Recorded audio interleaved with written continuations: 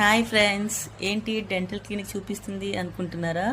నా కోసమే అండి. పేషెంట్ నేనే, కానీ నాకన్నా ముందు మా పిల్లలే పరిగెడుతున్నారు లోపలికి. నేను మాత్రం భయపడుతున్నాను లోపలికి వెళ్ళాలంటే. చాలా రోజుల నుంచి అయితే నాకు రైట్ సైడ్ కింద అయితే పెయిన్ వస్తుంది.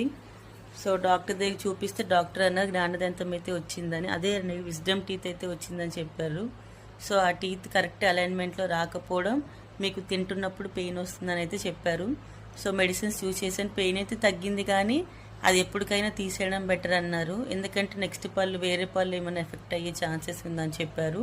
అలాగని సర్జరీ చేయాలి, స్మాల్ టైప్ ఆఫ్ సర్జరీ చేయాలి అని చెప్పారనమాట. సో ఫైనల్లీ పన్ను తీయడానికి అయితే నేను వచ్చాను.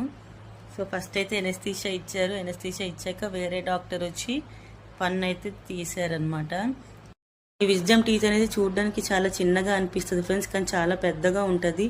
తీయడానికి కూడా చాలా టైం పడుతుంది అనమాట, అంత స్ట్రాంగ్ ఉంటుంది. యాక్చువల్ కరెక్ట్ పొజిషన్లో వస్తే మాత్రం ఈ విజ్డమ్ టీత్ చాలా మంచిది, సపోర్టివ్గా ఉంటుంది వేరే పళ్ళుకి.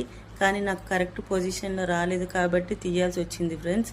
చాలా టైం అయితే పడుతుంది. ఆ వైబ్రేషన్స్కి వాటికి చాలా భయం వేసింది నాకు.